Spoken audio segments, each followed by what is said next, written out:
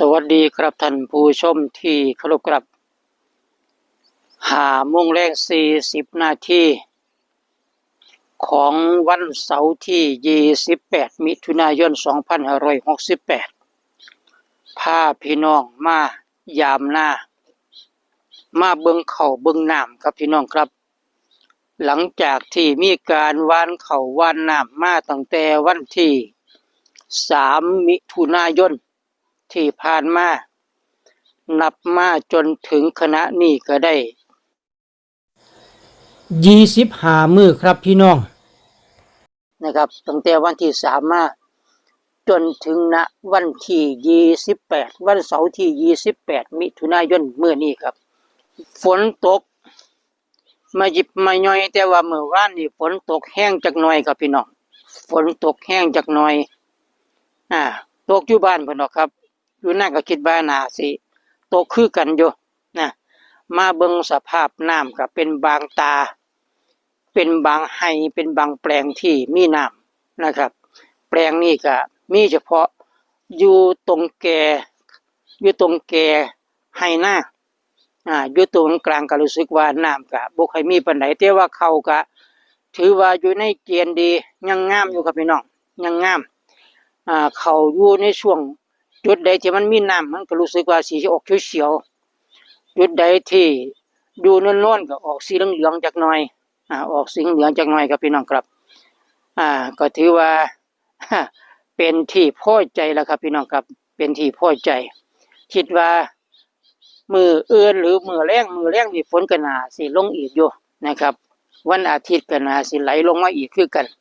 ก็เพราะว่าช่วงนี้นี่ฝนค่อนข้างสิถี่จักหน่อยถึงแม้ว่าสิบ่แห้งก็ตามครับแต่ว่าพาพี่น้องมาเบิ่งแปลงนี้ครับแปลงที่ท้ายทำเมื่อกี้นี่ก็แปลงข้าวเหนียวอันนี้ก็ข้าวเหนียวเหมือนกันครับเนี่ยข้าวเหนียวแต่ว่าแปลงนี่เป็นแปลงยาวน้ำบ่ค่อยมีครับพี่น้องครับน้ำบ่มีเด้แปลงนี่ค่อนข้างสิสูงก็เลยน้ำบ่ทันขังอยู่ครับพี่น้องน้ำบ่ทันมีพี่น้องสิสังเกตเห็นว่ามีต้นอีหยังเกิดขึ้นอยู่นี่อยู่น้ำเขาอยู่น้ำต้นเขานี่ครับนี่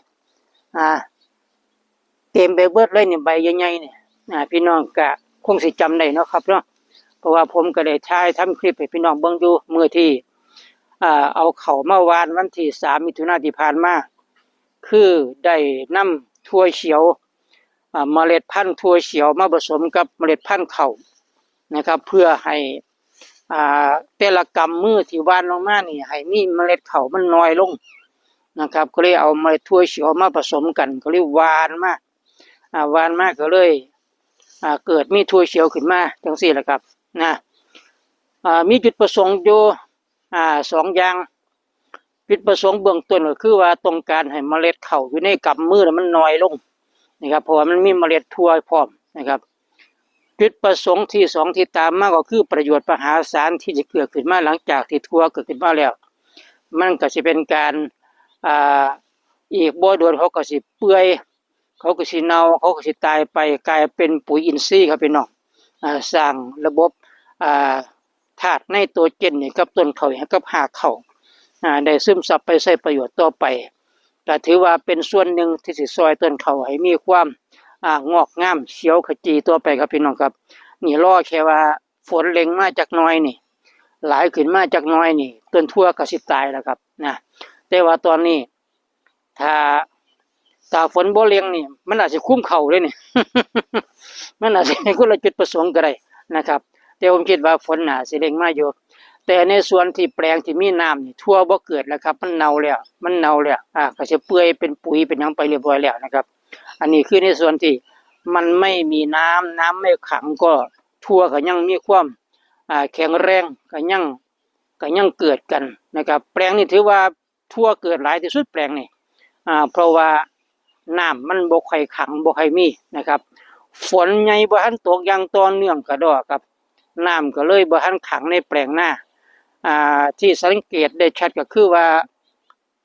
สระน้ำของผมนี่น้ำยังบ่ทันเคืองอยู่เพราะฉะนั้นนี่โดยหลักธรรมชาติแล้วนี่ฝนตกมาปุ๊บนี่มันอยู่ในแปลงหน้านี่มันสิขังบ่โดน มันก็จะซึมลงไปพุ่นล่ะครับบางไหนมันเลือกๆมันก็ซึมลงไประบบพุ่นล่ะใต้ดินแน่สระอยู่ใกล้ก็ลงซึมเสสะแน่ประมาณนี้แหละครับพี่น้องครับนะเพราะฉะนั้นแปลงนี้ยังบ่ทันมีน้ำครับพี่น้องครับก็รอลุ้นครับรอลุ้นนะรอลุ้นต่อไปว่าสิมีน้ำบ่นะครับเอาผมจะพาพี่น้องไปเบิ่งแปลงข้าวเจ้าครับว่ามันเป็นจังไดอันนี้คือแปลงข้าวเหนียวเด้อพี่น้องเด้อแปลงข้าวเหนียวครับเหลียวเบิ่งไปก็เขียวเขียวงามอยู่ครับพี่น้องครับเขียวงามอยู่เอาผมยกให้พี่น้องเบิ่งสูงๆครับนี่นะสูงครับเอาไล่เบิ่งให้ของพี่น้องครับพร้อมเนี่ยแปลงข้าวของป้าของน้าสาวเพิ่นนะครับของลุงเพิ่นเฮ็ดไว้นะครับนะ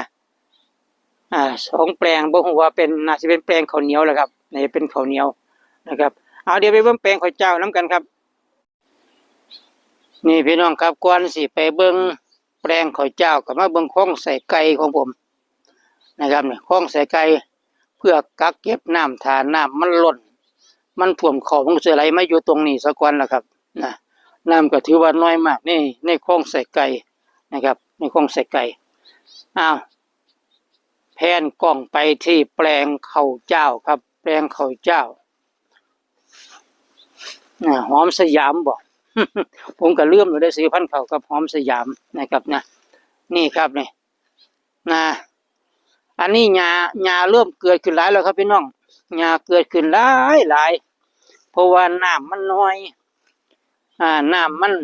มันบ่ค่อยขังตอนนี้นะครับฝนบ่ทันฝนใหญ่บ่ทันมากก็เลยกลายเป็นว่าข้าวงามแต่ว่าน่าวิตกกังวลอย่างนึงก็คือว่านี่ครับพี่น้องเห็นบ่นี่ครับต้นทั่วก็บ่ว่ากันล่ะเพราะว่าเจตนาหวานต้นทั่วลงไปเมล็ดทั่วอยู่แล้วแต่ว่าสิมีหญ้าต้นน้อยๆขึ้นมานะครับนะครับแทรกทุกจุดที่บ่มีต้นข้าวครับแบบว่าบ่มีช่องว่างเลยนะครับเริ่มแซงต้นข้าวขึ้นมาแล้วนะครับก็ภาวนาว่าให้ฝนใหญ่มันมาท่วมขึ้นมาจักหน่อยจัก5 เส้น 6 เส้น 7 เส้นหรือ10 เส้นนี่หญ้าก็สิเหี่ยวแล้วครับนะแต่ว่าทุกปีที่ผ่านมานี่สู้หญ้าบ่ไหวก็ให้ผู้เพิ่นมีเครื่องตัดหญ้ามาตัดเข้าตัดหญ้าปราบหญ้าครับเฮ็ดทุกปีอยู่ครับปีนี้ก็รอเบิ่งจังหวะมันสิเป็นจังไดนะครับพาพี่น้องมายามให้ยามหน้านะครับเวลาก็สิจันจ้อมอค่ำเข้ามาแล้วนะครับก็คงสิพบปะกับพี่น้องสำนี้ครับหน้าของพี่น้องเป็นจังไดก็ให้กำลังใจทุกคนนะครับเด้อในการเฮ็ดให้เฮ็ดนานะครับทุกอย่างมันก็บ่เป็นไปตามคาดหวังซุอย่างนะครับในเมื่อการทำงานอาศัยธรรมชาติอาศัยน้ำฝนจากธรรมชาติบ่มีระบบของชลประทานมาดูแลมาจัดการนะครับอาศัยน้ำธรรมชาติก็ต้องเป็นจังซี่แหละครับพี่น้องครับก็ผู้ใดที่อาศัยน้ำฝนธรรมชาติก็คงสิเป็นคือผมนี่แหละนะครับก็ขอให้เป็นกำลังใจให้พี่น้องสู้ขู่สู้คนครับต่อสู้กันต่อไปครับวางแผนในการเฮ็ดให้เฮ็ดนานะครับโอกาสหน้าฟ้าใหม่ก็สินำคลิปมาเสนอพี่น้องนะครับเป็นความเคลื่อนไหวของการเฮ็ดนาของพ่อใหญ่วีบ้านสวนไร่นาชาแนลนะครับก็ขอพบปะกับพี่น้องซ้ำนี้ครับขอให้พี่น้องอยู่ดีกินแซ่บอยู่แจกกินนัวสู้ขู่สู้คนครับสบายดีครับสวัสดีครับ